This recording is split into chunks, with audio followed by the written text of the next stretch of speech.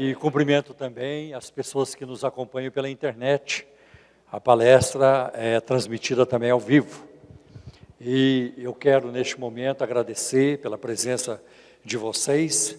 E antes de começar a desenvolver o tema hoje à noite, quero dar algumas informações. Em primeiro lugar, no mês de dezembro, o nosso encontro apologético será no dia 12. Nós antecipamos por quê?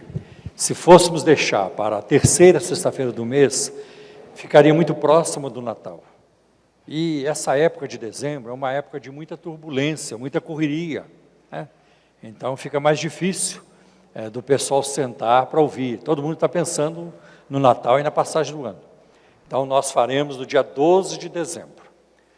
O que acontecerá aqui no dia 12 de dezembro? Será o lançamento de um livro, de um autor de Santa Catarina. Um livro publicado pela editora Candeia, que vai falar sobre os dons espirituais. Então vai ser muito rica essa palestra.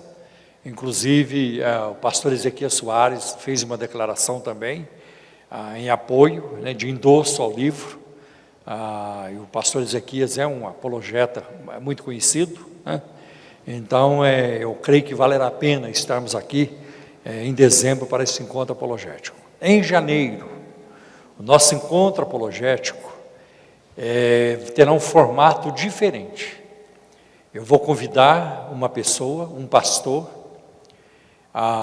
e eu vou entrevistá-lo aqui na frente de vocês. E ele vai contar as experiências que ele viveu, desde a implantação da Igreja do Evangelho Quadrangular no Brasil, e também como surgiu a Igreja Brasil para Cristo, porque ele esteve envolvido com esses movimentos. Então, eu acho muito importante, porque a gente, às vezes, não tem muita informação sobre isso, né? E eu quero, então, fazer esse encontro apologético para documentar essas informações, tá? Porque nós vamos gravar e filmar. Então, o que ele vai passar para nós, as experiências que ele viveu, os missionários que ele conheceu, né? O que ele viveu com o missionário Manuel de Melo. Então vai ser muito importante, e vocês vão poder também fazer perguntas depois, né, sobre essas denominações que ele presenciou, o surgimento e tudo isso, né? Então essa até janeiro. Em fevereiro, tudo indica que nós teremos aqui um evento muito interessante, mas aí um palestrante que virá dos Estados Unidos. Também tem um irmão aqui da nossa igreja, da ICT, que está envolvido com alguns cientistas aí dessa polêmica de criação e evolução.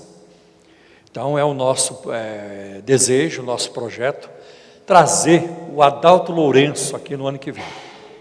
O Adalto Lourenço é um cientista nessa área, e renomado e de grande reputação, né? Só que com o Adalto Lourenço, nós vamos avisar uns 3 meses antes, porque o formato também será diferente. Ele não pode vir para dar apenas uma palestra. Então ele virá para um encontro apologético numa sexta-feira à noite, e ficará também para o sábado à tarde e à noite. Aí nós vamos avisar vocês antecipadamente, porque nós precisamos aprender mais sobre essa questão do design inteligente, que é uma discussão muito atual, né, no mundo evangélico, no mundo religioso e na academia também. Então vai valer a pena ter esses encontros, né? Bom, o que faremos aqui hoje à noite? Como nós vamos falar sobre o cristão, na verdade, o tema mais apropriado seria o obreiro, o pastor e a tentação sexual, mas eu não quis colocar esse título, porque senão as pessoas que não são do clero se sentiriam excluídas. Eu não sou pastor, portanto eu não vou. Então eu pus o cristão, ou os cristãos e a tentação sexual. E essa palestra, ela tem por base um livro muito importante, intitulado A Batalha de Todo Homem. Tem algumas cópias na livraria. Este livro foi publicado pela primeira vez pela editora Mundo Cristão em 2004. Depois eles foram fazendo outras publicações, tá? E, no meu entender, é o melhor livro que eu conheço, que trata sobre a tentação sexual na vida do cristão, principalmente para os homens. A Mundo Cristão não apenas publicou A Batalha de Todo Homem, mas depois ela publicou um livro também nessa linha, chamado A Batalha de Toda Mulher. Muito importante. Depois ela publicou A Batalha de Todo Adolescente. E depois ela publicou Preparando o Adolescente para a Batalha de Todo Homem. Então você vê, para nós obreiros, para os pastores, que além de sermos tentados na área sexual, nós temos que ajudar outros que são. Então, essa coletânea vai ajudar muito para que você se prepare e para que você possa ajudar outros também. Eu digo para você, sem medo de errar, quase todos os pastores evangélicos estão ajudando alguém, estão aconselhando alguém com problemas na área sexual e não sabem muitas vezes o que fazer. Então, por isso a importância dessa palestra. Eu me lembro que há décadas, algumas décadas, talvez 1970, os programas de televisão no Brasil, evangélicos, eles não existiam, eram pouquíssimos. De vez em quando havia uma palestra do Billy Graham. Depois eu me lembro que entrou um evangelista norte-americano aqui no Brasil chamado Rex Humbard, a família Humbard. Isso é há muito tempo. Tinha uma filha loira, muito bonita, chamada Lisa, e todo mundo comentava sobre a Lisa. Depois a própria família veio ao Brasil e fez uma apresentação, fez um culto, ali no estádio Pacaembu, e eu estava presente. Então, os programas evangélicos de televisão, eles praticamente não existiam. Bem diferente de hoje, que hoje, se você quiser, tem programação praticamente 24 horas por dia, chamada programação religiosa, ou programação que alguns dizem que é programação evangélica, ou muitos dizem. Mas quando eu morei na América do Norte, eu estive lá de 1979 até 1987, então, para mim foi um mundo, foi uma revolução, porque era muita informação. Lá esses programas já existiam muito. Grandes ministérios, grandes pregadores famosos e assim por diante. Mas foi também uma época de muitos escândalos, e que chocou muita gente. Eu me lembro quando eu morei na América do Norte, quando estourou o escândalo do Jim Bakker, que ele era um pastor da Assembleia de Deus, junto com a sua esposa também, a Tammy Faye, e eles fundaram um ministério chamado Praise the Lord, Glória ao Senhor. E um ministério que tornou-se riquíssimo. O Jim Bakker, ele chegou a construir uma Disneylândia evangélica. Uma Disneylândia evangélica. É o Heritage USA, ou USA. E era um parque de diversão muito grande, onde ele gravava os seus programas, onde ele fazia. E o ministério que levantava muito dinheiro, mas muito dinheiro.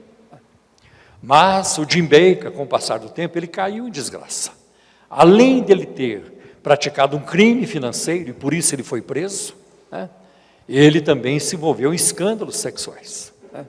Ele se envolveu com a secretária, e depois, quando as coisas começaram a vir a público, ele pagou quase $500 mil, $450 mil, como suborno, para que ela não abrisse a boca, mas não teve jeito, ela foi em frente, abriu a boca, e aquilo foi um grande escândalo. Então, eu me lembro que nessa época, o Jimmy Swaggart falava muito contra os escândalos evangélicos, que todo pastor que caísse em adultério, que praticasse alguma coisa na área do sexo, ou algum escândalo, ou que algum pecado, tinha que ser removido do ministério. Não poderia continuar no ministério. Então, nessa época, como eu morava lá, a mídia se fartou dessas informações. As grandes redes, ABC, CBS, NBC, elas não tratavam de outra coisa. Toda noite, os programas de entrevistas eram ao redor dos escândalos evangélicos. E os pastores eram chamados. convidados para dar sua opinião. Muitos pastores famosos foram à televisão para dar sua opinião, eram entrevistados. E o Jimmy Swaggart foi também chamado. E eu me lembro que um repórter muito famoso na América do Norte, chamado Ted Koppel, ele disse para o Jimmy Swaggart, eu estava assistindo, quando ele disse: reverendo Jimmy Swaggart, há rumores de que o senhor também vai cair pelos mesmos motivos do Jim Bakker. O que o senhor me diz sobre isso? Pode falar de mim o que quiser, não estou preocupado e tal, e assim por diante. Mas o Jimmy Swaggart também tinha problemas.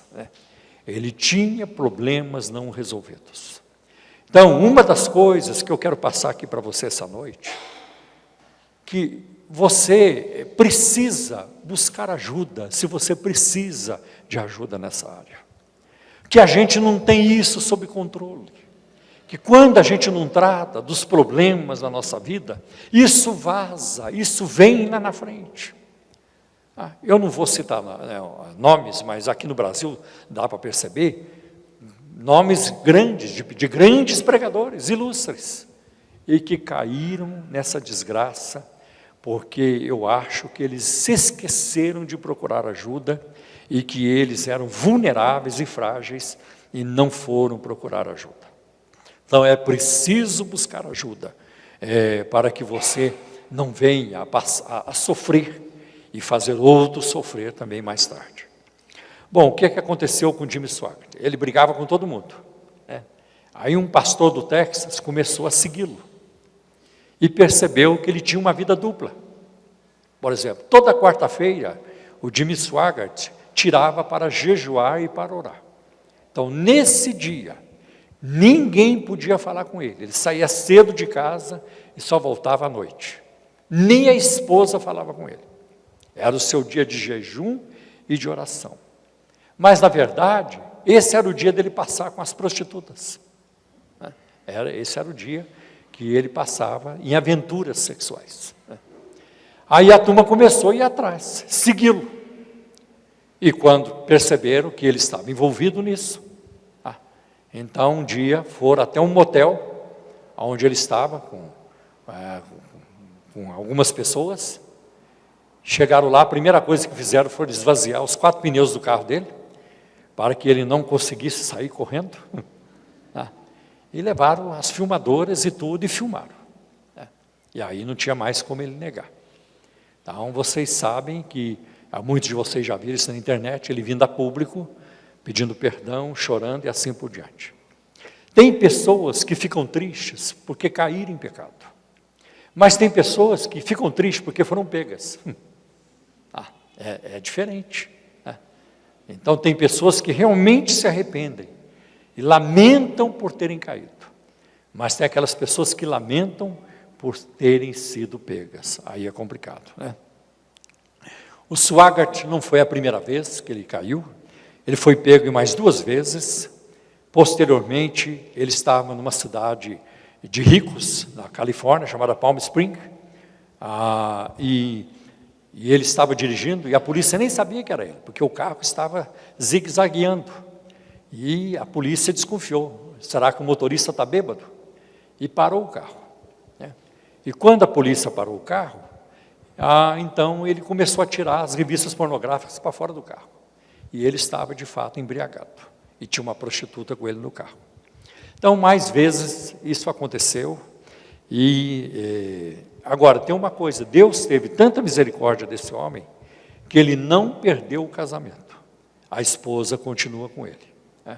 O ministério dele imediatamente diminuiu, e hoje, como se diz no inglês, he's a lame duck, ele é um pato aleijado. Na linguagem dos americanos, nunca mais vai ter aquela expressão que ele foi um dia, infelizmente. Infelizmente. Deus perdoa, mas os homens não perdoam. Essa é a grande questão. Deus perdoa, mas os seres humanos não perdoam. Então, a pessoa que provoca um escândalo, dificilmente ela voltará a ser o que era, porque as pessoas têm dificuldade em perdoar. Primeira vez que eu fui impactado, eu fiquei chocado com um escândalo na área sexual, aconteceu em São José dos Campos.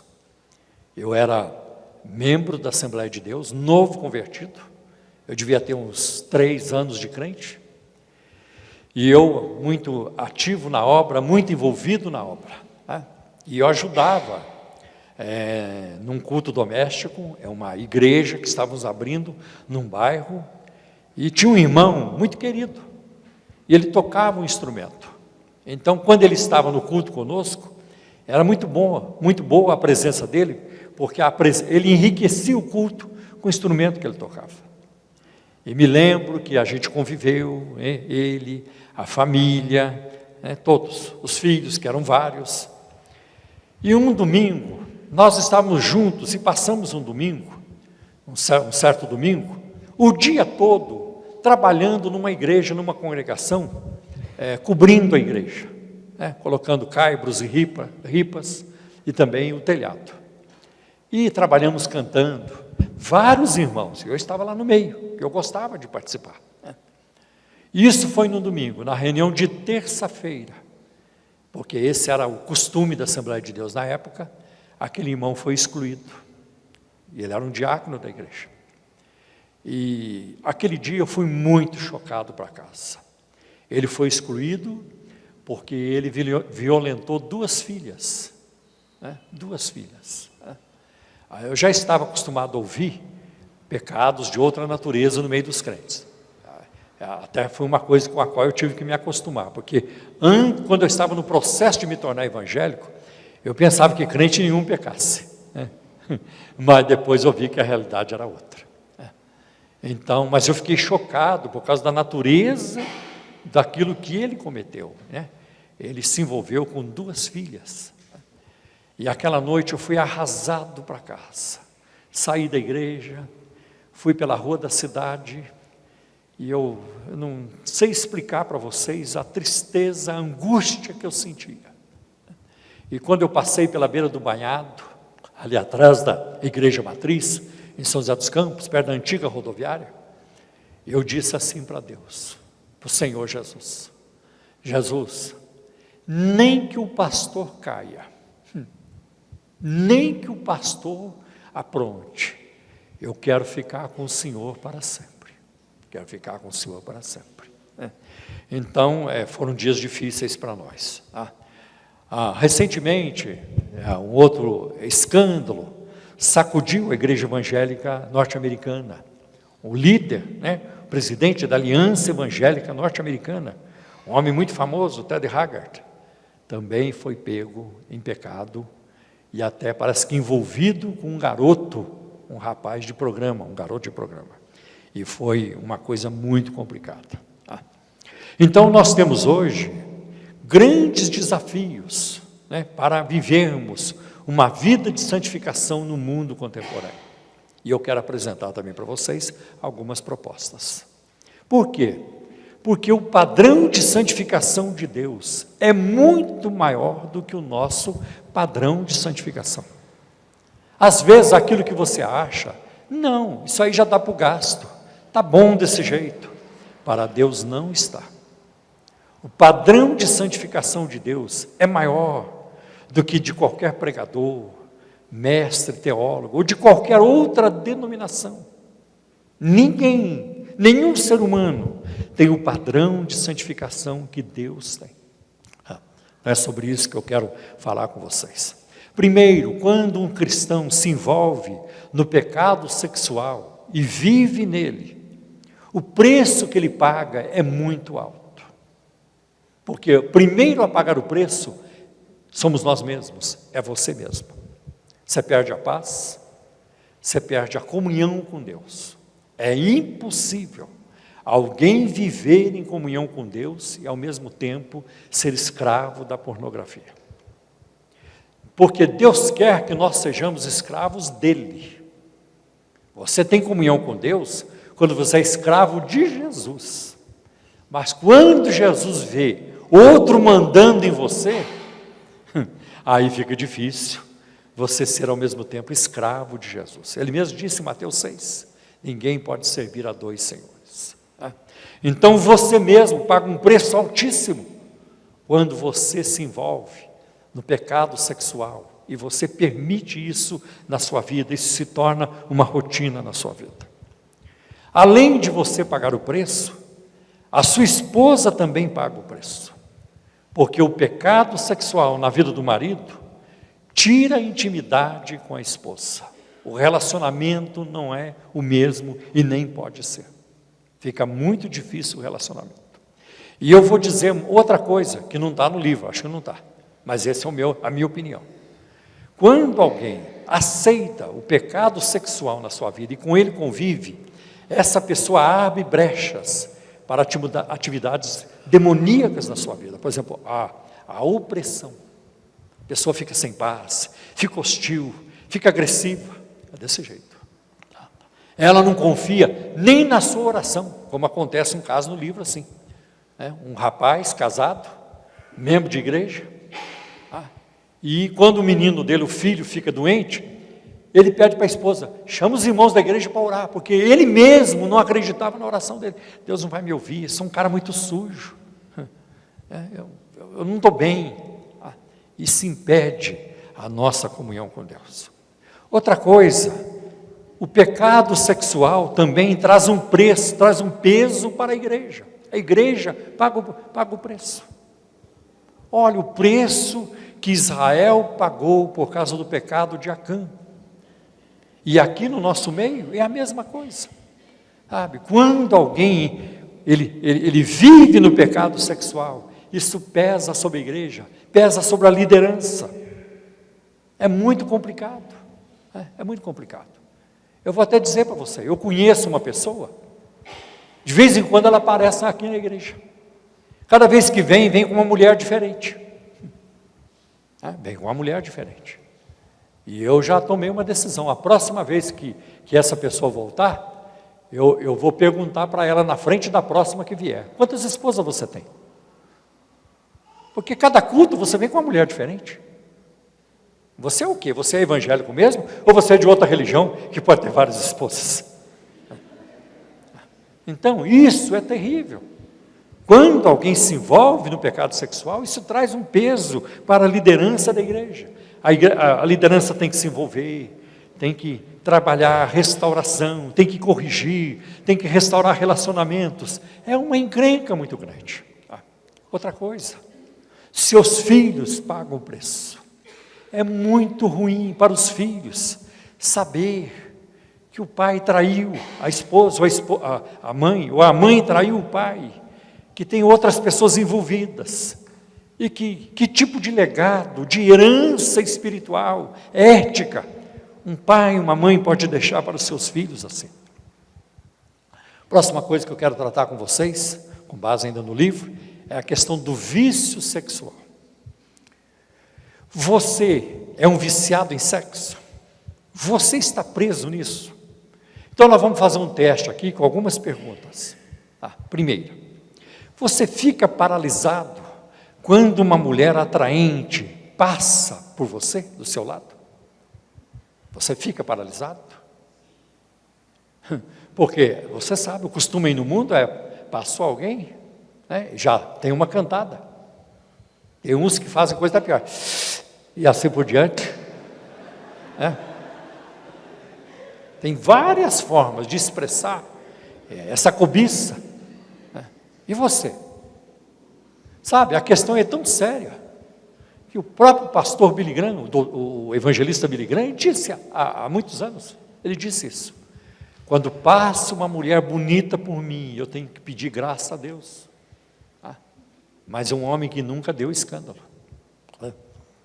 Então essa é a primeira pergunta. Segunda, você se masturba diante de figuras de outras mulheres? Essa é a segunda pergunta. A terceira, você já chegou a considerar a sua esposa sexualmente menos atraente, menos satisfatória do que outra mulher? Quarto, você procura artigos ou fotografias sexualmente provocantes espalhados em jornais ou revistas? 5, você tem um lugar particular ou um compartimento secreto do qual sua esposa não sabe? onde você guarda alguma coisa e a sua esposa não sabe. Você fica ansioso para sair e fazer uma viagem de negócios? Eu vou viajar, vou estar sozinho. Porque tem executivos, tem empresários, né? Tem funcionários de empresas que aproveitam essas viagens para as escapadas. Você tem comportamentos que a sua esposa não pode saber? Você visita sites pornográficos na internet? 9. Você assiste a filmes censurados, filmes de sexo em canais sensuais ou eróticos para a sua própria satisfação? Se você respondeu sim para qualquer uma dessas perguntas, então você pode estar à porta do vício sexual. Agora, você estará dentro ou está dentro dessa porta, por lado de dentro, se você responder sim às seguintes perguntas.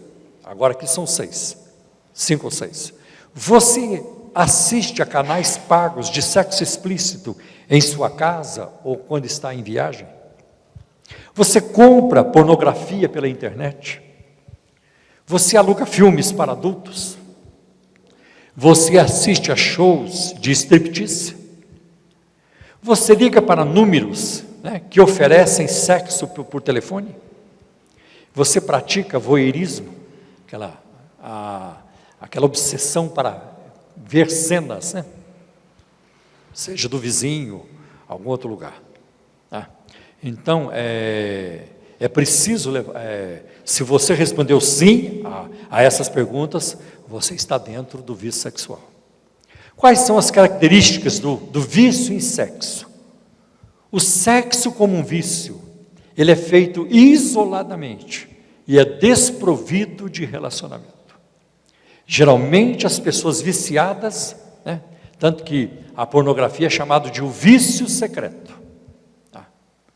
O vício em sexo, ele é secreto, é a segunda coisa. O vício em sexo é desprovido de intimidade. Como é que você vai ter intimidade com o computador? Você não vai abraçar o computador. Não vai abraçar. Você não vai ouvir o computador dizendo, eu te amo muito. E assim por diante. Então, ele é desprovido de intimidade. O vício em sexo faz muitas vítimas. Você sabia que casamentos têm sido desfeitos por causa da pornografia? Tem destruído relacionamentos conjugais. E os filhos são os grandes sofredores ou perdedores desses relacionamentos. E eu esqueci de informar para vocês, mas depois que eu apresentar a palestra, no fim, nós vamos ter aqui uma sessão de perguntas e respostas. E vamos tratar, não tem problema não. O vício em sexo faz muitas vítimas. O vício em sexo termina em desespero, não sacia. Não sacia. Assim como a droga não sacia, também a pornografia, o vício sexual não sacia.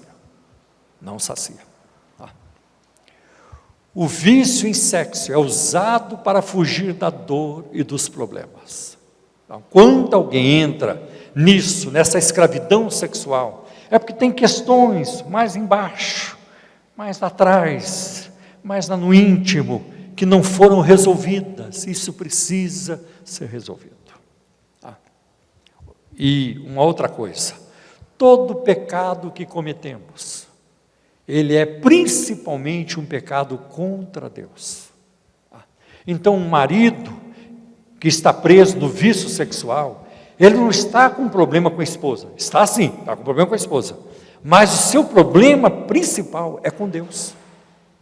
É com Deus. Não é tanto com a esposa. Quer dizer, é com a esposa, mas é muito mais com Deus. Agora, nós somos tentados, e isso é normal. Quando alguém chega para mim dizendo, pastor, eu estou sendo tentado, eu falei, glória a Deus, significa que você está vivo, é normal. Porque o contrário, aí nós temos que ver, mandar lá no médico, ver o que está acontecendo, se está faltando algum hormônio no corpo, alguma química no corpo, que a medicina ajuda, e assim por diante. Então, ser tentado não é o problema. O problema é como você administra a tentação. Jesus foi tentado. E você acha que nunca uma israelita bonita passou por Jesus que não chamou a sua atenção? Chamou. Eu creio que chamou, mas ele nunca pecou. Ele nunca pecou. Então, os homens, nós temos problemas por quê? Porque nós somos rebeldes por natureza. Isso está em nós. A nossa tendência é para o pecado. E o apóstolo Paulo coloca isso de uma maneira mais contundente ainda, em Romanos 7, um pecado que habita em mim. Então o pecado não está apenas ao nosso redor, perto de nós, o pecado está dentro de nós. Não tem como, isso aí é algo que Deus está resolvendo, trabalhando na nossa vida. Outra coisa, os homens não falam. A turma diz que a mulher fala demais, pode ser verdade, não quero aqui encrenca com as mulheres. Mas os homens não falam. Os homens são calados. Não gostam de se abrir. Não gostam de se abrir nem com um amigo. E amigo é aquele que vai te ouvir e não vai te jogar fora. Não vai te jogar fora. Não importa. Ele vai ouvir e vai te amar, não importa a situação. Eu me lembro quando o Jimmy Swaggart caiu. Eu cheguei na casa do pastor Ted Lawler, que vários de vocês conhecem. Muita amizade com ele, com a sua esposa, a Judy, os filhos. E nós ficamos sabendo aquele dia, essa bomba tinha estourado e era o assunto na América do Norte. Quando eu cheguei, a esposa do Ted Lawler falou para mim: Paulo, não importa o que você faça, nós sempre vamos te amar. Eu acho bonito isso. Eu acho muito interessante, um amigo não despreza o outro, porque ele caiu. Outra coisa, os homens acham a vida, às vezes tediosa, insípida, correta demais, entre aspas, e querem sair em busca de aventuras. Os homens fazem isso. Os homens possuem um forte e constante desejo sexual, porque Deus já nos fez assim. Senão a raça humana, ela desaparece. É através da atração sexual. E vou dizer para você, não existe nada na face da terra que dê mais prazer para o ser humano do que o orgasmo sexual, do que o orgasmo. E por outro lado, não há também prazer que passe tão depressa. É desse jeito, Deus nos fez assim. E Deus fez tudo bem feito. Até o final da palestra, eu tenho mais algumas coisinhas para colocar, da perspectiva bíblica sobre isso. Então, como é importante? Como é importante? Então, nós fomos criados assim, para fazer sexo, porque se não fizer, a raça humana acaba. Não é? Os homens recebem prazer sexual ou o atrativo sexual através dos olhos. O olhar é terrível, é uma coisa terrível para os homens, porque os homens não precisam de toque, basta olhar e pronto, basta ver. A mulher não, as mulheres não são movidas pelo olhar, elas são movidas pelo toque, pelo papo, pela lábia, tem que chegar mais perto. Agora os homens de longe já estão pegando fogo. É assim. Vocês sabem que é assim. A imagem mexe muito conosco. Para a mulher não é tanto isso. Outra coisa, o livro também, A Batalha de Todo Homem, na página 94, ele coloca a diferença entre masculinidade e virilidade, ou hombridade. E os autores dizem o seguinte: masculinidade é um que pratica a palavra de Deus. O homem másculo é o praticante da palavra de Deus. E o covarde é aquele que não pratica a palavra de Deus. Então, aqui agora, cabe uma pergunta. Eu creio que Deus tem um propósito em nos trazer aqui hoje, para que você ouça essas coisas. Algumas delas são desagradáveis de ouvir, são, e para mim também são desagradáveis de falar, são. tem assuntos melhores, mas nós precisamos disso, porque Deus está interessado no nosso bem-estar. E Deus está interessado em que você cresça em todas as áreas da sua vida, né? Sem ter áreas dominadas pelo inimigo. Então, por que você não começa hoje? Peça a Deus para ir mudando a sua vida a partir de hoje. Por quanto tempo você ainda pretende continuar preso? Por quanto tempo a sua família terá que esperar? Por quanto tempo você continuará defraudando sexualmente o seu cônjuge? São perguntas importantes. Por quanto tempo a igreja vai sofrer esperando? Por quanto tempo as almas vão esperar? Porque se nós não vivemos uma vida santa, Deus não nos usará. Quem de vocês, quando chega na cozinha e quer comer alguma coisa, não passa por cima de um prato, de um pires sujo, para pegar um limpo? Ninguém. Eu vou comer nesse que está sujo. Nós não fazemos isso. Você chega num restaurante, você espera primeiro o garçom tirar a mesa, botar outra toalha, botar um talher novo. Você não chega lá dizendo, não, garçom, pode deixar aí, é tudo comida. Não, nós não queremos isso. Nós não queremos isso. Agora você acha que Deus, Ele vai agir diferente? Eu estou vendo essa turma imunda aí, do jeito que está, tá bom, vamos encher de unção, vamos encher de poder. Deus não faz isso. Deus exige de nós, né, a santificação, como foi lida aqui hoje, no início do culto, pelo pastor Paulo de Oliveira. Tá? Por quanto tempo você ainda viverá sem poder olhar nos olhos de Deus? Né? E Deus nos chamou para a vitória. Né? Por quanto tempo o ministério vai ser afetado, né, de forma negativa? Tá? Então, nós precisamos pensar num plano de batalha. Tá? Seu objetivo, nosso objetivo, é a pureza sexual. Não é acabar com o prazer sexual. Graças a Deus que crente, eu acho que tem até mais disposição, porque a gente não bebe, não fuma e não usa droga. É uma bênção, porque está mais do que provado.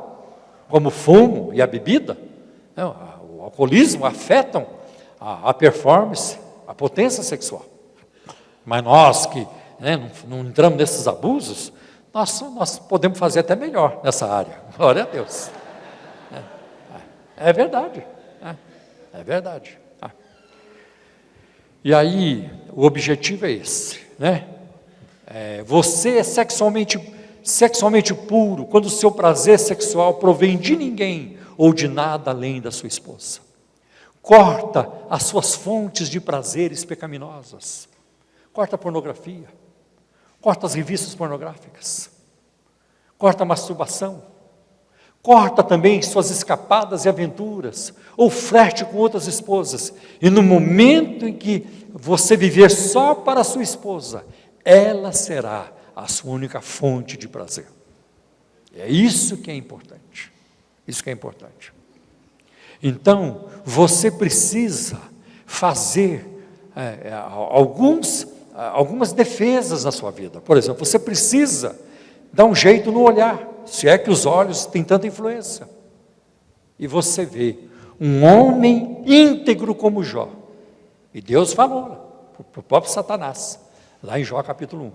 Viste o meu servo Jó, como ele é íntegro, e mesmo assim Jó, ele também reconhece que foi tentado na área sexual. Está lá em Jó 31, versículo 1. Fiz concerto, eu fiz um pacto, eu fiz um acordo com os meus olhos, de não fixá-los numa virgem. Fixar é quando você fica, e não tira o olhar. Aí você está sendo enredado. O próprio Billy Graham disse uma vez, ninguém consegue evitar o primeiro olhar. O primeiro olhar não tem como evitar, mas o segundo em diante, você já sabe o que é, evite. Ontem eu vivi essa experiência, no metrô. Eu vou contar porque Deus me deu vitória.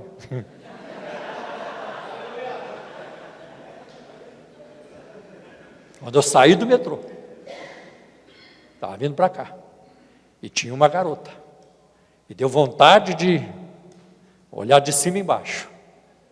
E Deus me... Não, eu vou exercitar agora aqui, eu vou exercitar domínio próprio. E Deus me deu vitória.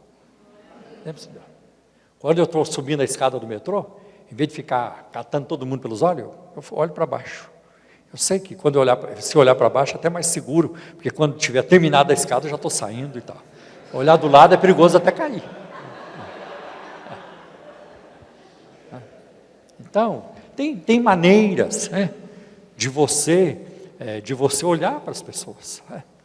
Por exemplo, quando o olhar de uma mulher me incomoda, eu não olho nos olhos dela, eu olho aqui no meio dos olhos, aqui, ó. É aqui que eu olho, eu boto meu olhar ali. Ela pensa que eu estou olhando para ela, mas estou olhando aqui no meio. Eu vivi situações já. Eu me lembro quando eu morava em Los Angeles, eu congreguei por um tempo numa igreja hispana. E tinha uma garota lá, acho que já contei isso aqui. Ela tinha vindo de El Salvador. E toda vez que essa garota vinha falar comigo, ela colocava a mão no meu braço.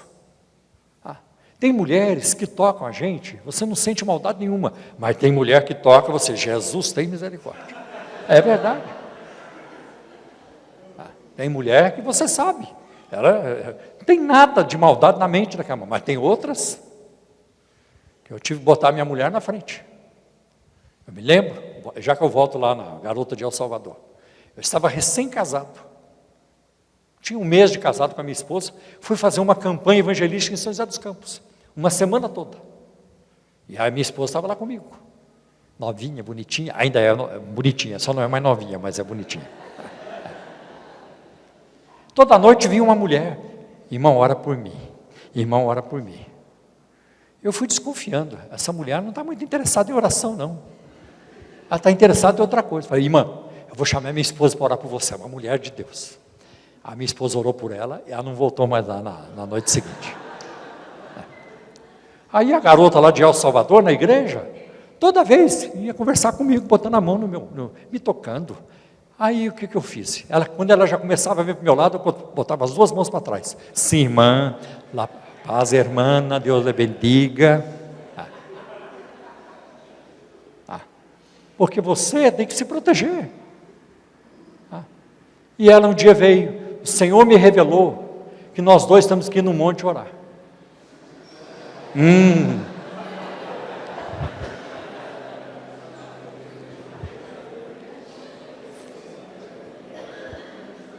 Aí eu falei para ela, é uma boa ideia, mas eu vou esperar Deus revelar para mim também.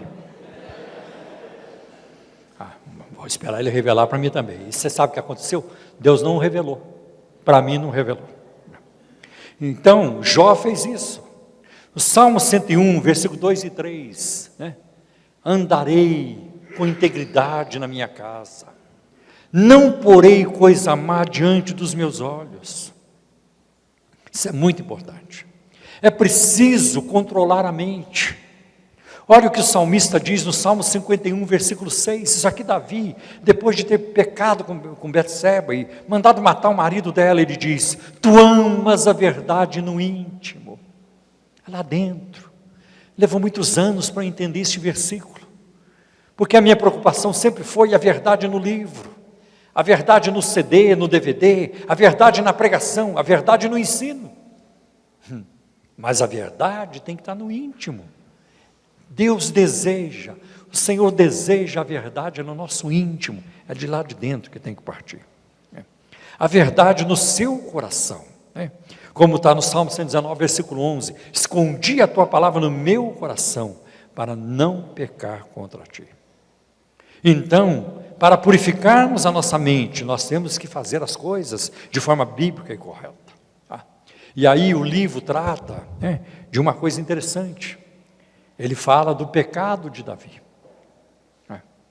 Ele fala do pecado de Davi, e vocês sabem que depois que Davi pecou, um ano depois o profeta Natã marcou uma hora para falar com o rei. Ele chegou lá e disse, avisa sua majestade, que o profeta quer falar com ele. E aí Davi, o profeta? Interessante que Natã não foi correndo falar, ele esperou o tempo de Deus. Tem hora para falar. Às vezes acontece no meu ministério. na ICT. Pastor, o senhor não vai fazer nada, pastor? Calma. Pastor, como é que o senhor não vai fazer nada? Calma. Porque muitas vezes, antes de eu fazer, Deus fez. Eu não precisei nem fazer. Agora eu conheço uma turma que é precipitada. Aconteceu, já está em cima. Vai orar primeiro. Vai ouvir Deus. E aí o Natan chegou. Majestade. Pois não, Senhor. Natan. Eu estou precisando de uma ajuda. Sim. Precisa aí da sua sabedoria, né, majestade, e tal. Porque é assim. Aí contou uma historinha para ele. Contou uma historinha. É que tinha um sujeito muito rico, tinha muitas ovelhas, mas muitas ovelhas. E ele recebeu a visita de um amigo. E ele, ao invés de matar uma de suas ovelhas, né, e assar e preparar para o seu amigo, ele foi no vizinho, muito mais pobre do que ele, que só tinha uma ovelha, e tirou dele aquela ovelha, matou aquela ovelha para o seu amigo. Uma ovelha que ele trazia no coração, que ele amava como a sua própria filha. E o rei ficou indignado. É digno de morte esse homem. Tu és este homem, rei. Os profetas de antigamente, hein? Se fosse profeta do programa de rádio hoje, hein? Rei, tu prosperarás muito. Tu vai conquistar muito, rei. Até dia 31 de dezembro de 2014, o rei vai conquistar tudo que não conquistou até agora. E 2015 será melhor do que este ano. E assim, o papo é sempre o mesmo, nunca muda. Nunca muda. Tu és este homem. Aí o que nós aprendemos? Nós aprendemos o seguinte, que quando você se casa, e você é o noivo, e sai daqui da frente para encontrar-se com a noiva, e ela vem, e eu vou dizer para você que é um momento fantástico. Muitas vezes eu choro, porque eu sou o primeiro a ver a noiva. Eu estou aqui na frente, e eu vejo quando ela aponta. E o pai vem com ela, né, para entregar a sua filha a um rapaz. O pai a amou, o pai e a mãe, eles amaram aquela garota, cuidaram dela, eles a viram crescer, oraram por ela. E quando ele entrega para um rapaz, ele não fala, mas é como se dissesse: meu jovem, cuida dessa garota como nós cuidamos, ame-a como nós a amamos. É isso que os pais esperam, e que você respeite aquela garota que agora está se tornando sua esposa. É muito interessante isso, e é isso que Deus também tem a nosso respeito, porque Deus é o maior dono daquela garota, Ele é o criador daquela garota, e é Ele quem está dizendo para você: cuida da minha filha, honre a minha filha, faça o melhor por ela, e assim por diante. Outra coisa, você precisa manter o seu compromisso com Deus, a mulher precisa sentir-se estimada, e o homem tem que chegar no casamento com completa fidelidade, de desenvolver o seu casamento. Outra coisa, o sexo é para Deus. Você sabia disso? Então você vai aprender agora. O sexo é para marido e mulher, é verdade. É o homem e a mulher, sim. Mas, acima de tudo, o sexo é para Deus. Eu vou mostrar para você pela Bíblia. Romanos 11:36 diz: porque dele e por ele e para ele são todas as coisas. Deus é o grande interessado no ato sexual, porque foi Ele quem criou isso. Deus é o grande interessado no ato sexual. Deus é honrado pelo matrimônio, pelo leito sem mancha, como está lá em Efésios capítulo 5, Deus é honrado nisso. Outra coisa, 1 Coríntios capítulo 6, versículo 20 diz: não sabeis que o vosso corpo é o templo do Espírito Santo? Glorificai, pois, a Deus no vosso corpo. E a palavra de Deus ensina, o Espírito Santo inspirou o apóstolo Paulo para escrever, que a mulher deve A honra ao marido, o marido à mulher. Um deve satisfazer um ao outro. E eu vou dizer para vocês, a questão do sexo dentro do casamento não é uma questão apenas carnal, ela é espiritual. E aqui vou contar. Eu já dei glória a Deus muitas vezes. É uma bênção. É uma bênção. Você fazer sexo com alegria, sem problema de consciência. Porque quando você pratica isso fora da vontade de Deus, é terrível. Lembra lá de Tamar, o seu irmão? Ele desejou a sua irmã, ardentemente, fingiu-se de doente, pediu para ela preparar uma comida para ele. Quando ela chegou, ele a violentou. Imediatamente ele sentiu nojo dela. Porque fora da vontade de Deus, não será um prazer, será um peso. Será um peso. Então, o sexo é para Deus. Eu acho isso muito importante que a gente veja isso.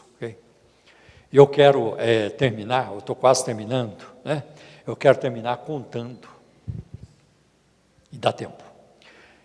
Em 1982, no outono de 1982, uma revista na América do Norte chamada The Leadership Journal, ou a revista de liderança, publicou um artigo chamado A Guerra Interior, uma anatomia da cobiça. E esse artigo mexeu com muita gente. Mexeu comigo também. E ele conta a história de um pastor,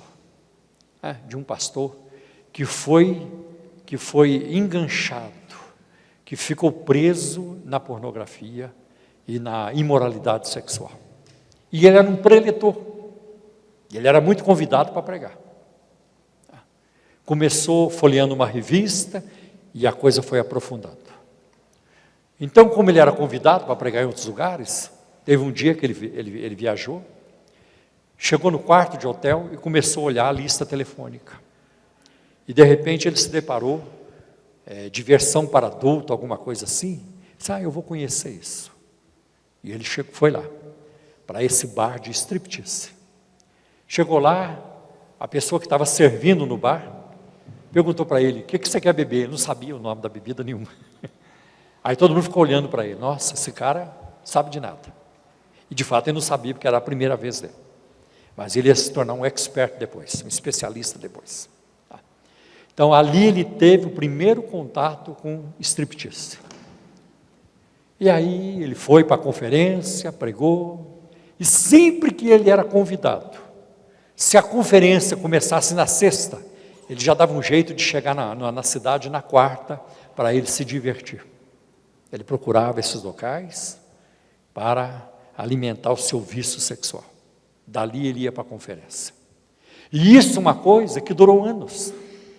E ele se sentindo mal com aquilo. Mas ele não conseguia resistir. Porque o vício sexual funciona como droga. Ele prende a pessoa. A pessoa tem, às vezes, até períodos de abstinência, mas ela volta para aquilo. Então, ele começou a conviver com aquilo. Chegou uma época que ele não aguentava mais. Ele não podia contar para a esposa, não saberia qual seria a sua reação, não contava para ninguém, mas de tanto sofrimento, aquela culpa, aquele peso, ele um dia marcou com um pastor, amigo dele no Texas, um pastor de uma grande igreja, um pastor muito famoso, e que eles eram amigos, e ele ligou para esse pastor, fulano, nós vamos conversar, que saudade, tudo, diga quando você vem, aí você já prega também e tudo, e ele marcou, e foi. Depois do culto, eles saíram na casa do pastor anfitrião, o pastor da igreja, eles jantaram, e eles ficaram na sala, só os dois conversando. E ele querendo falar, ele não conseguia falar. Mas depois de muito tempo, lá para umas 11 e pouco da noite, ele se abriu. Estou aqui hoje porque eu estou vivendo um desespero na minha vida. Você não me conhece. Eu tenho feito isso. Foi contando. E abriu o coração com aquele pastor. De repente, o pastor começou a chorar. Começou a chorar, lágrima caindo. E ele pensou, nossa, o pastor está comovido com a minha história, está sofrendo comigo. E o pastor começou a chorar. E de repente aquele pastor enfiou a mão no bolso e começou a tirar caixas de remédio. Eu também vivo preso. Eu vivo preso até em coisas piores. Esses remédios aqui são para infecções anais, e assim por diante. Né? Então, ele saiu de lá muito chocado, né, com tudo aquilo. Procurou um aconselhamento, procurou ajuda. E começou a ser ajudado, né, E quando ele deu esse testemunho no artigo, já fazia mais de um ano que ele não via qualquer coisa de pornografia. Às vezes, até, por exemplo, jornais de moda, né, de magazine, ou de lojas, como Marisa e outras, trazem figuras de mulheres, né, com lingerie, roupas íntimas e tudo isso. Isso já é o suficiente para incendiar muita gente, muitos homens. Então, fique longe disso. Peça para sua mulher, olha, despreze isso, para de assinar essas revistas e assim por diante.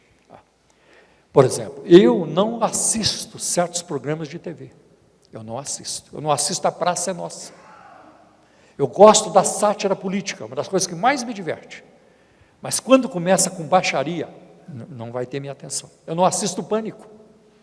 Eu não assisto. Eu não assisto Amor e Sexo. Termina algum programa, eu não assisto porque isso não tem a vontade de Deus nisso. Isso não vai edificar. Isso não vai edificar. Então, nós precisamos tomar certas atitudes radicais em relação a isso. Não quero isso para a minha vida. Não quero isso. Né? Então, é muito importante que isso aconteça. Tá? Evito novelas. Eu não assisto novela nenhuma. Não quero saber de novelas. Tá? Porque as novelas, elas promovem isso. Né? Tudo aquilo que a palavra de Deus condena, as novelas vão promover. Tá? Então, é bom não entrarmos por esse caminho. Eu quero terminar, depois nós vamos abrir para perguntas, citando uma frase de Stanley Jones, já falecido. Olha o que ele diz, guarde essa frase. A batalha da vida se resume na área do sexo.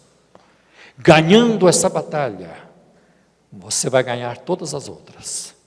Perdendo essa, vai perder todas as outras. José foi um homem bem-sucedido, porque ele ganhou essa batalha. No momento que ele podia desfrutar, ele ceder, ele preferiu honrar a Deus. E Deus o honrou. Deus o honrou. Eu vou dizer para você, todo o prazer deste mundo não vale a alegria da intimidade com Deus, de você poder falar com Deus, de você ouvir Deus e caminhar com Deus. Como é importante isso. Okay? Então vamos fazer um intervalo neste momento. Irmãos, enquanto eu quero compartilhar algo com vocês. Vocês são meus irmãos em Cristo. Muitos de vocês são mais do que irmãos, são meus amigos. Tá? Conhecem a nossa proposta de trabalho, de ministério, caminham com a gente. Eu preciso das suas orações. Ore por nós. Essa é uma forma de você nos ajudar. Ore por este momento que nós estamos atravessando aqui na Igreja Cristã da Trindade, por causa da compra do prédio e da reforma que nós fizemos. Ainda tem mais coisa para fazer. Mas isso trouxe sobre nós também um peso financeiro muito grande. Eu acho que até o meio do ano ficaremos livres desse peso financeiro. Mais pesado até fevereiro. Não, desculpe, até fevereiro. Depois tem ainda algumas contas. Depois a gente fica com as contas regulares. A prestação do imóvel e as contas normais da igreja. Funcionários e outros. Mas até lá nós estamos muito apertados. Então, se você puder nos ajudar, talvez, não, pastor, hoje eu não posso, não vim preparado. Não tem importância. Depois você vai poder. Lá no site tem a nossa conta, nossas contas na Caixa Econômica e no Bradesco. Se puder nos ajudar hoje, vai ser uma grande bênção também. E talvez, se você conhece alguém do seu círculo de amigos, irmãos, que são abençoados por Deus, que podem nos abençoar. E se você tem liberdade para compartilhar com eles, compartilhe a nossa necessidade, nos ajude. A gente está precisando muito de ajuda agora nessa área, tá bem? Se você quiser fazer sua doação hoje, usando o cartão do banco, a Fátima está lá na entrada. Fátima, levanta a mão aí, está lá, a Fátima está lá. Você pode ir lá, enquanto a gente estiver recolhendo a oferta, usar o cartão do banco, se você quiser fazer uma doação também. Tá? Vamos orar.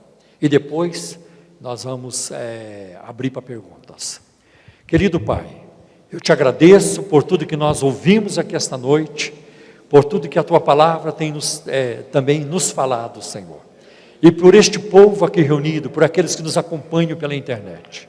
Senhor, continua nos dando vitória, continua nos dando uma caminhada frutífera. Abençoa o Teu povo, abençoa as finanças de cada um, daqueles que estão aqui hoje à noite, que nos acompanham pela internet, e abençoa as finanças da igreja. Supre toda a necessidade, Senhor, dos irmãos e da Tua obra, nós te pedimos em nome de Jesus. Amém. Amém. Já vai abrir pergunta. Podem passar com as salvas.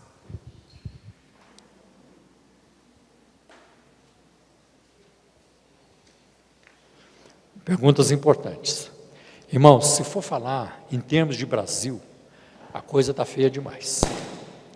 Nós vimos recentemente, não faz muito tempo, um pastor no Rio de Janeiro, né, que está preso por assédio, por estupro e por pedofilia. E um pastor famoso, o pastor Marcos Pereira, que estava lá, negociava lá com o pessoal do crime. Nós vimos há pouco tempo o escândalo de Camboriú. Você sabia que os pregadores, para pregar lá em Camboriú, eles têm que pagar para pregar? Eles têm que pagar. E muitos se envolvem, não todos, mas muitos se envolvem em aventuras sexuais com as cantoras que vão lá. Já começa no hotel, do hotel já vai para o culto, ungidos. Já vão ungidos para o culto. Deus me livre. Então, e isso apareceu numa música de rap do Juninho, aí na internet. E depois o próprio pastor que promove o evento em Camboriú confirmou isso. Esse vídeo está na internet. Vai entrar lá no YouTube. Bom, enquanto eu falo aqui com vocês, neste momento tem um apóstolo cumprindo pena em Tremembé. Um apóstolo tinha programa de rádio, programa de televisão, e por causa de pedofilia e estupro, foi condenado a 22 anos de prisão. Eu li o processo dele. Eu passei mal quando eu li. A forma como ele fez as coisas. É uma coisa assim, nauseante, muito complicada. Então, a gente precisa estar atento e vigiar. Já que eu começo a responder as perguntas. Vocês vão cantar? Não, acho que não precisa. Paulo, vocês estão vindo de lá para cá? Não, você está com o microfone, né? Deixa eu responder a pergunta que chegou aqui. Só um momentinho, eu quero responder essa aqui. Como lutar contra este mal? Eu creio que eu já respondi sobre isso. Agora, a segunda pergunta é assim: Pastor Paulo, como o senhor falaria com um jovem casado que sofre com vício de pornografia e masturbação? Olha, eu acho que está tudo aqui naquilo que nós já falamos. Outra coisa. Os solteiros que têm a seguinte ideia: quando eu me casar, eu vou ficar livre disso? Isso não acontece. A maioria dos pecados sexuais nas igrejas acontece no meio dos casados, porque eles estão vivendo a vida sexual. Os solteiros sabem que eles têm que ter um freio, e o evangelho é esse freio. Eu me converti aos 19 anos na igreja. Eu me casei com 32, eu fui fiel a Deus. Uma vez eu fiz um casamento de um moço na nossa igreja, e eu sei que este moço casou virgem, porque era um moço de Deus. E hoje ele dirige uma igreja, não está mais no nosso ministério, mas eu sei que ele casou virgem. É possível manter-se puro? É possível. Está na Bíblia e está na experiência cristã. Agora, o que eu digo para alguém que está viciado nisso? Primeiro, não prometa para Deus que vai parar. Ai, Senhor, é a última vez, me perdoa, nunca mais. Não faça isso, porque você não vai cumprir. E isso vai te frustrar cada vez mais. Quanto mais você resistir, mais obsessão vai criar na sua mente. Peça para Deus te livrar. Deus, me dá vitória, me ajuda, eu quero te servir, me dá vitória. Vão acontecer recaídas? Vão. Mas você vai ver que as coisas vão melhorar e vão melhorar cada vez mais. Desenvolva a sua comunhão com Deus, invista na sua vida espiritual. Você está com muito tempo livre? Envolva-se na obra de Deus. Tem tanta coisa para se fazer. Então é importante isso. Outra coisa, não coloque o seu computador no quarto ou no lugar onde você fique sozinho com o computador. O marido e mulher não podem fazer isso. O computador tem que estar num local onde todo mundo enxerga. Todo mundo vê. Outra coisa, a minha esposa tem acesso a tudo que é meu no computador. Ela sabe o meu e-mail, ela entra quando ela quer e ela entra. Ela sabe a senha do meu Facebook, tudo isso. E o histórico do computador, se ela quiser ir lá, ela pode olhar o histórico, está lá, eu não apago. Eu passo assim muito tempo sem apagar. Só quando enche muito de arquivos temporários, aí vou lá, tem que apagar. A minha esposa tem acesso a tudo. Então você não pode ter coisa, não mexe aí. Opa, não mexe aí, Jorge. Então você não pode, você tem que abrir tudo isso, um para o outro. Então nós não temos esse tipo de restrição entre nós, isso nos protege. Isso nos protege. Então essa é uma forma de você. Outra coisa, procure um aconselhamento. Às vezes você não tem acesso a um pastor. Procure um irmão de confiança. Se você é mulher, procure uma mulher de confiança. Não é procurar qualquer um, não. Porque tem gente linguaruda. Você falou, ele já sai contando para os outros. É um perigo isso. Então, as pessoas têm que ser protegidas. Por exemplo, é errado um pastor ficar citando casos do púlpito, onde as pessoas mais ou menos sabem do problema. Irmão, tem situações assim. Mas parece que está falando do irmão fulano de tal. Você pode até citar, como eu citei aqui, algumas situações, mas vocês não sabem quem são. Não tem a menor ideia de quem são. Coisas que aconteceram há 30, 40 anos. Então, aí quando a pessoa está protegida, você pode citar. Mas se alguém do nosso meio, aconteceu recentemente, uma parte das pessoas sabe, ou alguns sabem, então isso não deve ser trazido nem como ilustração. Porque nós temos que proteger as pessoas. Aí, esse negócio de tratar de pecado em público, isso não é bíblico. Eu vi muito isso na Assembleia de Deus. O irmão fulano de tal fez isso, o irmão fulano de tal fez aquilo. Isso está errado. A ética de Jesus em Mateus 18 é, se o teu irmão errou, vai lá e fala com o teu irmão. Ou se ele tem algo contra ti, fala com ele. Se ele te ouvir, ganhou o seu irmão. Se um irmão da nossa igreja, uma irmã da nossa igreja, como já aconteceu, chegar para mim no gabinete pastoral e se abrir, pastor, eu pequei. Eu estou arrasado, pastor. Nunca pensei que fosse acontecer comigo. Alguém mais sabe? Não, pastor. Então fica entre nós dois. Você está arrependido? Estou. Vamos orar. E eu vou acompanhá-lo. De vez em quando vou chegar nele. Como é que estão as coisas? Você está vencendo? Você está indo bem? Se mais pessoas sabem, aí eu não vou tratar diante da igreja. Talvez a esposa tenha que saber. Como o caso daquele pastor aqui, que ia nos bares de striptease. Ele contou depois para a esposa. Foi difícil para ela? Foi, mas foi vitorioso. Agora, nem sempre você pode chegar contando, porque às vezes a pessoa não está preparada para ouvir também. Então é tudo um processo. É um processo de libertação e de vitória, e é bom você estar sendo conduzido por alguém ou alguns que têm condições de te ajudar nisso, e que não vão te expor. Isso é importante. Eu acho que mais ou menos eu respondi isso. Okay? Próxima pergunta? Aqui, é o Lêniker.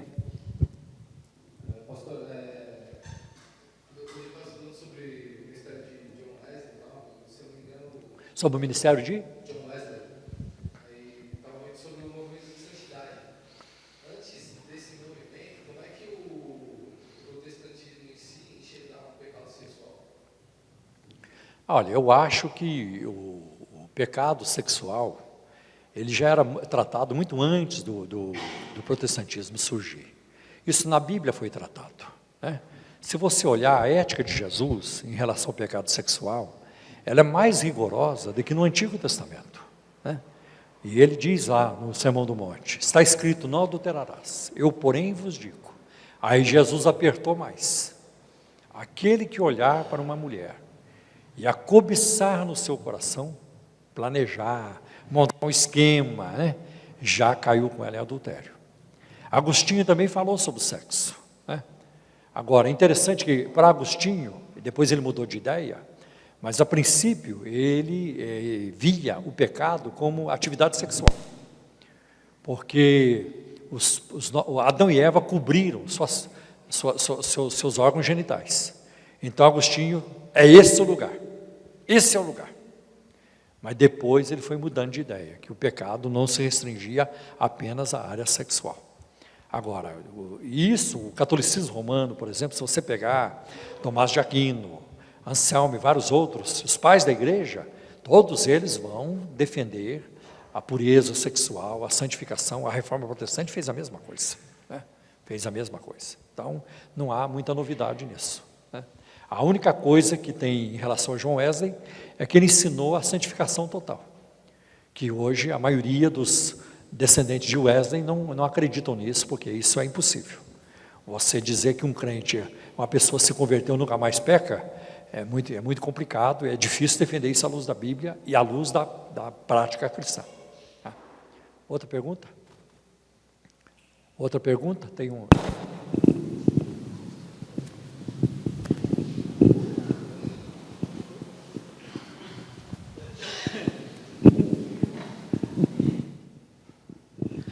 Graça e paz, pastor. Amém. Deus abençoe, Senhor, a todos desta comunidade de Cristo. Uma pergunta é sobre a sexualidade. Eu estava até lendo um livro de uma historiadora que ela fala do que antes as mulheres eram levadas, como o senhor explicou, o homem, tipo uma forma.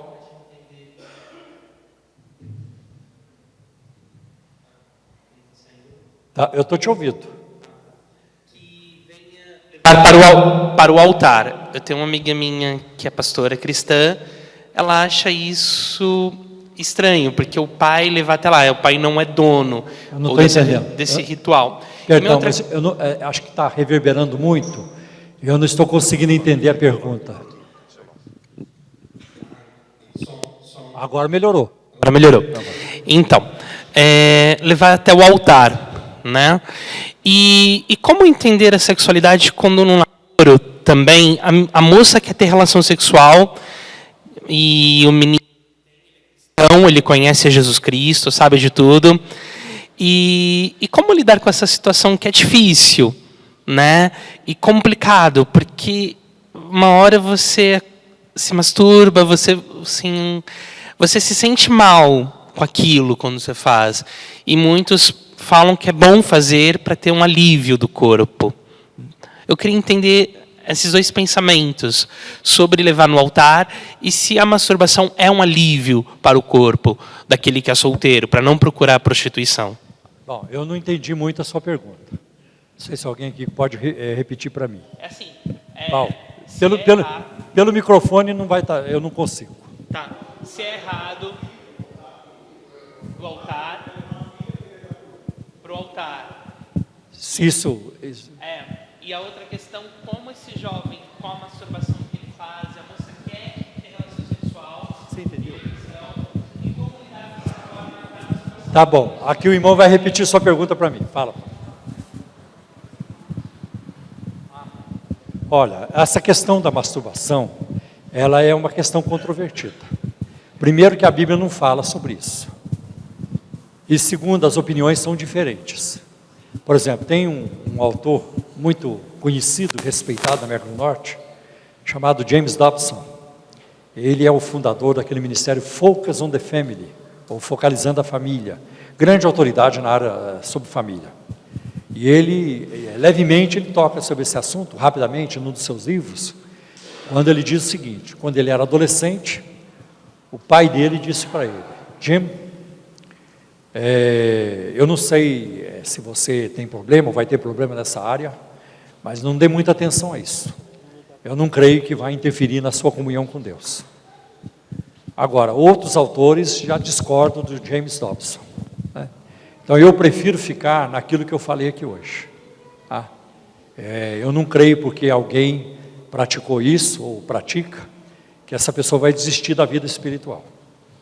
Eu creio que você precisa se aproximar de Deus em qualquer circunstância. Por exemplo, pega o garoto que não quer papar todas as meninas por onde passa. Ele também vai ter um problema sério. Um problema sério não, ele vai ter que desenvolver também uma submissão a Deus nessa área, tá? Ou em qualquer outra área da impureza sexual. Por exemplo, eu conheci já pessoas que não conseguem ficar sem contar piadas imorais. Querem contar piada imoral o tempo todo. É uma outra área em que a pessoa precisa submeter a Deus. Agora, não é porque você não conseguiu vencer naquela área que você vai desistir. Porque se você desistir, você não ganha nada.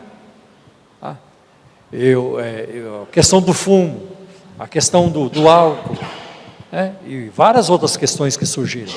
Por exemplo, se a pessoa sofre de cleptomania, ela gosta de tirar as coisas dos outros, como o Rabino Sobel, que chegou numa loja e pegou umas gravatas lá sem comprar. Então, é um problema que ele tem que trazer isso em submissão a Deus.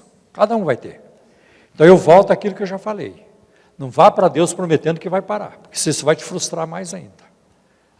E se você começa a lutar demais contra isso, eu tenho que parar, aí isso se torna uma obsessão e te escraviza mais ainda. Descanse em Deus, confie em Deus, busque a Deus, invista na sua vida espiritual. E outra, quando a gente não consegue vencer as tentações, será que nós estamos orando o suficiente? Será que estamos meditando na palavra o suficiente? Será que estamos congregando o suficiente? Então tem tudo isso. E não é só na área do sexo. Por exemplo, às vezes é na área da agressividade, da hostilidade, né? Tem cônjuges que desrespeitam o outro, que brigam demais. Tem marido e mulher que brigam demais. Por que estão brigando muito? Porque não estão investindo na vida espiritual. Se começar a investir na vida espiritual, isso começa a diminuir e a pessoa vai vencer. E eu vou repetir aqui algo para vocês. Eu conheci uma irmã na Califórnia, e ela fumou 3 anos depois de crente. E ela queria parar e não conseguia. Mas ela orava constantemente: eu sei que o Senhor vai me libertar. Eu não sei aonde, não sei como, não sei quando, mas eu sei que o Senhor vai me libertar. E um dia Deus a libertou. Então isso é possível. Isso é possível em relação à droga, isso é possível em relação à pornografia, isso é possível em relação a muitas outras questões que atrapalha a nossa vida espiritual. Outra coisa, não deixe essas coisas interferir na sua amizade, na sua comunhão com Deus, porque você perde a finura da vida espiritual, você fica aquém.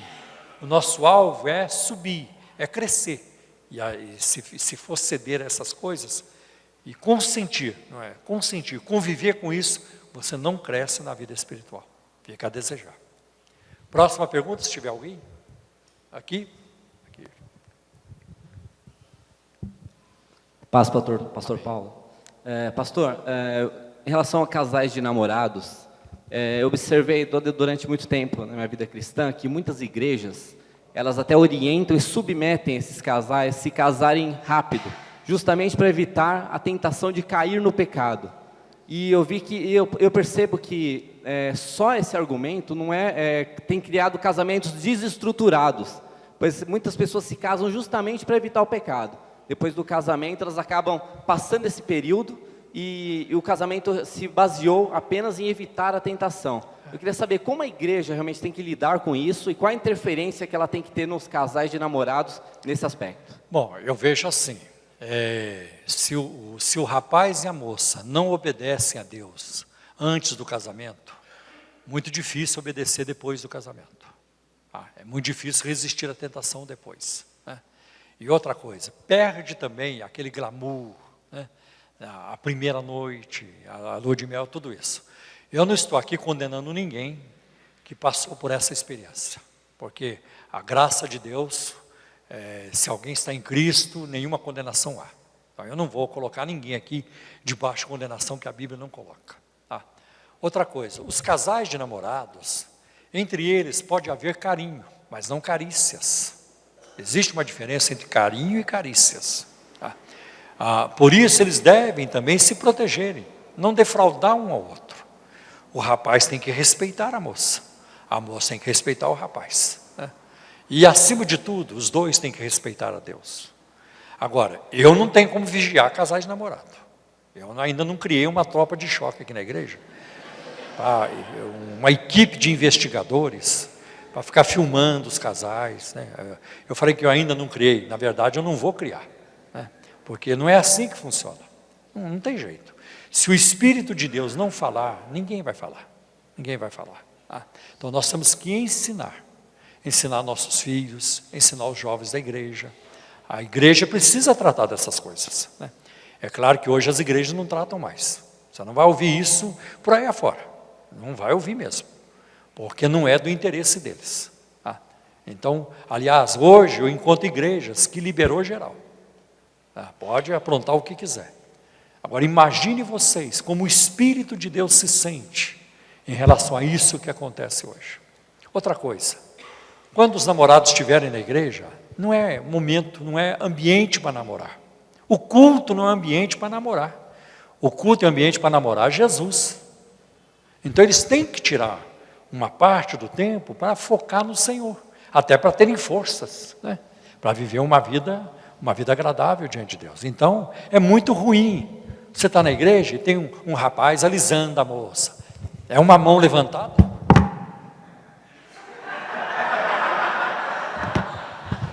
E fica, e para lá, e para cá, e alisa de cá, e alisa de lá. Isso é inadmissível. E não é só para casais de namorado, não. Para quem é casado também. Isso está errado. O marido fica alisando a sua esposa na hora do culto, né? Isso é ruim por quê?